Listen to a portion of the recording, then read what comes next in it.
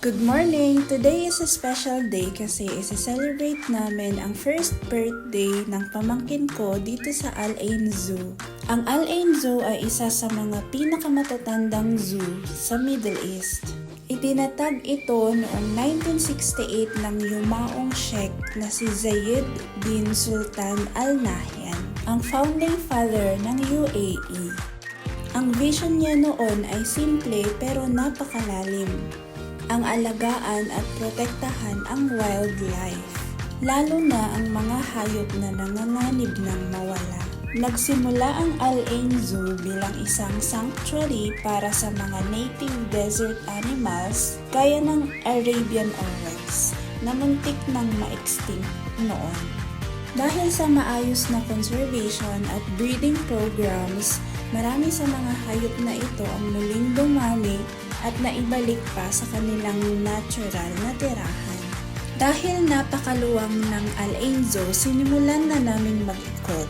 At etong Arabian oryx ang unang hayop na nakita namin. Isa sila sa mga simbolo ng UAE. Kulay puti ang balahibo nila at mahahaba ang sungay nila. Sobrang lakas nila at kayang mabuhay kahit sa matinding init ng desyerto. Sa paglipas ng mga taon, patuloy na lumaki at nag-evolve ang Al Ain Zoo mula sa simpleng wildlife park, naging isa na itong world-class zoo na tahanan ng libo-libong hayop mula sa iba't ibang bahagi ng mundo, mula mammals at birds hanggang reptiles. Naghanap nga muna sila ate at kuya ng pwedeng masilungan at ako naman ay nag-ikot-ikot na dahil sobrang ganda ng paligid. Nakaka-relax din palang mamasyal dito sa Al Ain Zoo. Malawak ang lugar, maraming puno at presko ang hangin. Para siyang escape para sa busy city life. At dahil gusto ko ng memories, nagpa-picture na rin ako dito.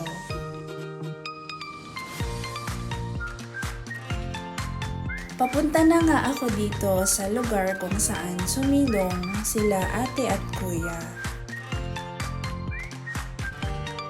At nakita ko na ang cute naming pamangkin. Kumain nga muna kami at eto na yung breakfast namin. Pagkatapos kumain ay sinindihan na namin yung kandila at kinantahan na si baby para sa first birthday niya. Kaya namin piniling i-celebrate ang first birthday ni Yana dito sa Al Ain Zoo hindi lang para sa memories, kundi para rin sa brain development niya. Sa edad kasi na 1 taon, sobrang bilis mag-develop ng utak ng bata. Bawat nakikita, naririnig at nahahawakan niya ay may malaking epekto sa kung paano siya matututo at nakakaintindi ng mundo. Nakita nga namin ang tirahan ng hyena dito pero dahil mainit pa, nakalilin sila. Sobrang nakakatuwa din itong speakers nila. May nature background music sila kada speaker. Nag-ikot-ikot pa nga kami at ito yung mga nadaanan namin.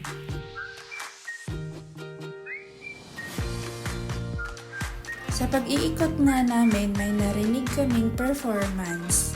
Sila ay African band at dahil gustong-gusto ni baby yung tunog, nakipicture na rin sila ate at baby. Meron nga rin pala kaming nadaan ng cute na unggoy.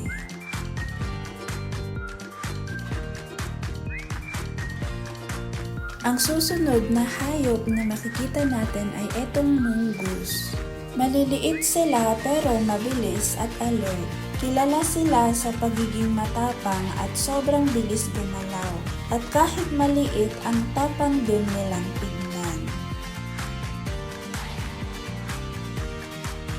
Sunod naman naming tinignan ay etong Nile crocodile. Isa ito sa pinakamalalaki at pinaka-powerful na reptile sa mundo. Isa din pala ang Nile crocodile sa pinakamatagal ng nabubuhay na species sa mundo. Tahimik lang siya pero napakalakas at mapanganib nito.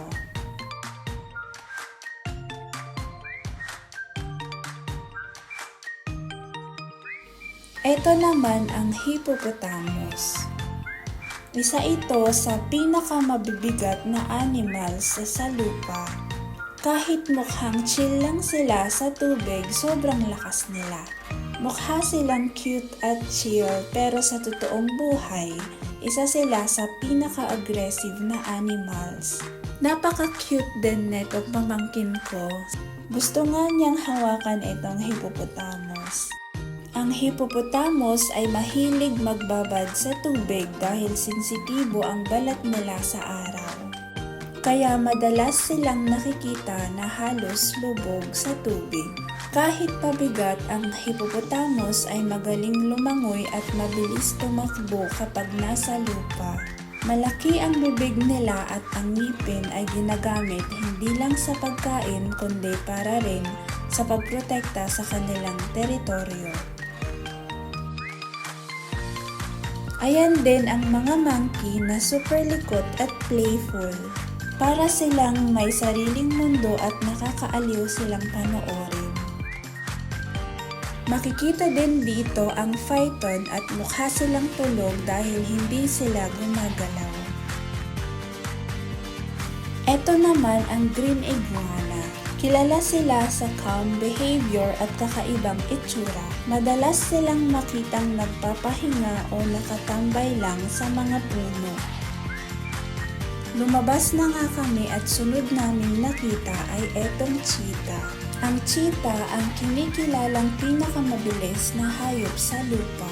Kaya netong tumakbo ng higit 100 kilometers per hour na parang isang living race car. Payat at streamlined ang katawan ng cheetah hindi dahil mahina ito pero built siya for speed.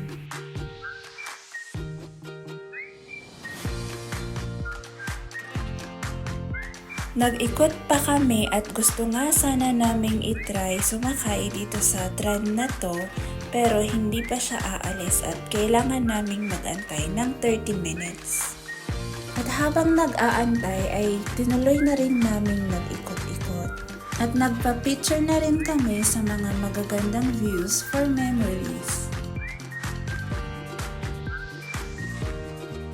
Tapos na ang 30 minutes na pag-aantay kaya sumakay na nga kami at nag-tour na rin.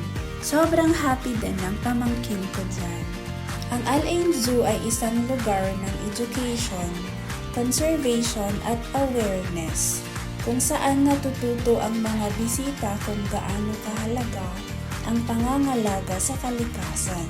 Makikita kung paano dinisenyo ang zoo para maging natural ang tirahan ng mga hayop. Malalaki ang spaces, may lilim, may tubig at parang nasa totoong habitat talaga sila. Meron ding mga walking paths na very family friendly. Maririnig ang tunog ng mga hayop at mararamdaman ang calm na rhythm ng lugar. Nakarating na nga kami sa lugar kung saan ang stopover ng tren. Sa paglalakad nga namin may nakita kaming ostrich, the world's largest bird, na sobrang bilis tumakbo at pwedeng umabot ng hanggang 70 kilometers per hour. Meron nga rin kaming nakitang mga flamingos. Yung pink color ng mga flamingos ay galing sa mga pagkain na kinakain nila. Napaka-graceful ng galaw nila at parang ang tahimik at calm ng paligid kapag pinapanood sila. Meron nga rin pala kaming nakitang short horse or yung tinatawag nilang pony. Pabalik na nga ulit kami dyan at meron na naman kaming nadaan ng Arabian Oryx. Pinalitan nga namin si baby dito at papunta kami para sa giraffe feeding. Pero sarado na daw sila kaya dun na lang kami sa viewing deck. Ang giraffe ang pinakamatangkad na animal sa mundo. Dahil mahaba ang leeg nila, kaya nilang abutin ang mga dahon sa matataas na puno. Iba-iba ang pattern ng spots ng bawat giraffe na parang fingerprint ng tao. At nakakatulong ang mga spots na to para sa temperature regulation ng katawan nila. 6:30 PM na ng gabi at nag-decide na kaming umuwi dyan. Marami rin silang binibentang souvenirs tulad ng stuffed toys, accessories, t-shirts at marami pang iba. Sobrang nag-enjoy nga kami dito sa zoo. Simple lang pero punong-puno ng saya, tawanan at memories. So hanggang dito na lang. Bye!